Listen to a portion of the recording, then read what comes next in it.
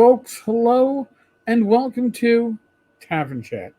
I am your host, your bartender in the OSR, Eric Tenkar, and this is another one of those times when I look at the figures. And the figures in this case are the drive-through RPG OBS sales stats given to us thanks to Rob Conley of the Bat in the Attic blog, also probably best known amongst the RPG gamers for Black Marsh, a free setting sandbox. It's simply amazing. Now, before I delve into all that, I want to give a shout out to my niece Shannon.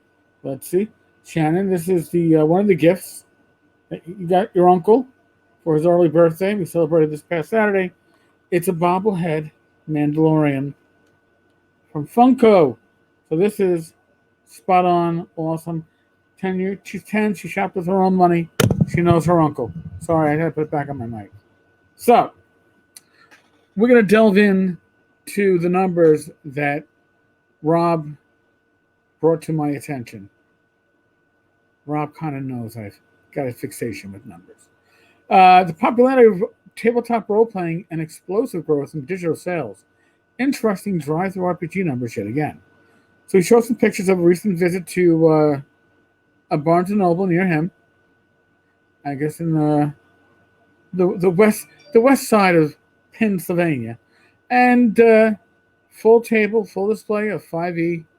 Pretty impressive. So he's like, so D&D and role-playing are not a thing relegated to a single shelf in the back corner of the science fiction and fantasy section. So it got him thinking about drive-through RPG stats and why. Because Rob has a product, Black Marsh, which is offered for free, and it's amazing. So he gets downloads on a daily basis. He can pop in and see, hey, year to year on January 1st or December 31st, where did the sales roughly end every year? What are the numbers? Pretty good, right? He also did a breakdown from the end of 2019 through June. So, things to note. Total orders for 2007 were 314,000. For 2020, it was 6 million, nearly 6.6 million. Okay. Now, it's been steadily increasing. Usually 10% recently. Then it's been jumping a little bit, but not it looks like 10% looking at these numbers for the most part. There's been some larger jumps, but a 10% increase, 20% increase, not uncommon year to year. That's good, solid growth. It's what you want if you're a business. That is amazing, right?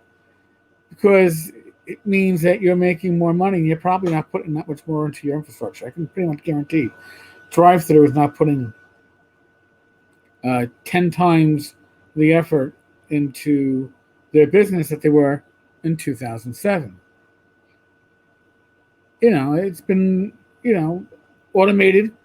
They've done some upgrades. I'd love to see some more. But fair to say that they saw huge. They were rolling in the dough last year. Why? Because 2019, they had nearly 4.5 million in sales. Orders. Now, this isn't individual PDFs. If you put 20 PDFs in your cart and you make a purchase, that's one order. So what do we have here? For 2020, just about 6.6 million orders. That is pretty much spot on, just short of a 50% increase. 50% increase year to year. Now, I don't think they're going to keep those numbers. I did the rough math right now, and I think they're roughly 2.4 million for this year. So they're roughly going to be Probably, actually not for this year, for the beginning of July. So roughly, yeah, right. I think so. Roughly, they're roughly gonna see about 4.8, maybe 5 this year, which is about right when you compare them from 2019 to 2021, and you realize that 2020 is an aberration. It's an aberration because people were home playing games, they were reading, and they were trying to make their money last, right? So if you're going to buy a physical book or a PDF and you have a tablet or you have a comfortable screen you can read it on, you're going to go with the PDF, right? You're going to go for the more affordable version. Or you're going to go for print on demand. Again, you're not going to stores, right? We were mostly homebound last year. So I find those numbers very interesting. But I find the overall numbers to be extremely interesting. This is DTRPG is the online market, right? This is the online marketplace. People go, well, you can go to Lulu. Yeah, you can. But you're not shopping like you are for RPG products like you are in drive-thru. Drive-thru is the de facto hub. It is the marketplace for RPGs. The only company that doesn't use it for current print editions, really, only large, well, I guess Paizo and Wizards of the Coast, right? You can't get their current stuff print on demand, and Wizards doesn't sell their current stuff in PDF, but they sell their back catalog in PDF and print on demand. So when people say digital products, oh, I don't want digital products, people want digital products. I'll be honest with you right now, before I logged into this and tried to do this, I had put my Crips and Things PDF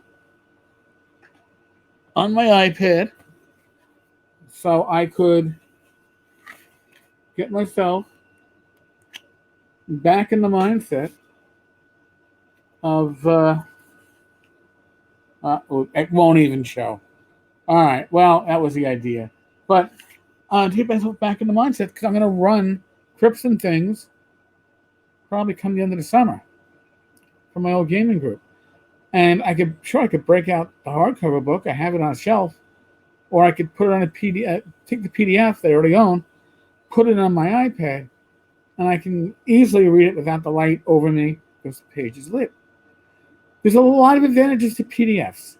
My eyes are not what they used to be. I can zoom in. I can pinch and zoom. This all shows how people are slowly but steadily moving from a physical world of books to a digital world of books. Amazon's proven it, right, with the Kindle books. You know, other e-readers haven't taken the same share of the business, but Kindle books are. I only read Kindle books because I can make the screen, the font so huge, I don't have to, strain my eyes. I can read in bed without keeping my wife up. It's important. Little things in life, they mean a lot. So I really do appreciate Rob for breaking these numbers out. They are very interesting. And again, it just goes to show the digital world is here. The digital world is here to stay. We have to find ways to work within it. If you're a creator, you've got to find ways to make sure that your books, your releases, are easily accessible in PDF. And I know some people go, I only believe in dead trees. You're not going to be doing the full amount of business you could be doing without hitting the digital formats. Simple as that. Again, numbers don't lie, and I can't stress enough. These aren't sales numbers for individual PDFs or ebooks. These numbers are for orders, and most people order more than one thing at a time. I mean, Torchlight issue number 1, I just put that up a week ago today, and I think we're 160, 165. Let me see how many. Oh, oh, that's why, because my mouse is on the other screen. So it looked like I couldn't figure it out. Um, Let me just do a real quick check here. Run a report, and I'll tell you. In a week, I sold 162 copies of the first issue of Torchlight. And what's great is I sold 7 issues of the premiere issue of Torchlight, the back catalog. The great things about digital items is that there's no storage, right? It's just server space. There's no cost to store this aside from servicing, not like physical product. You can't overstock digital products.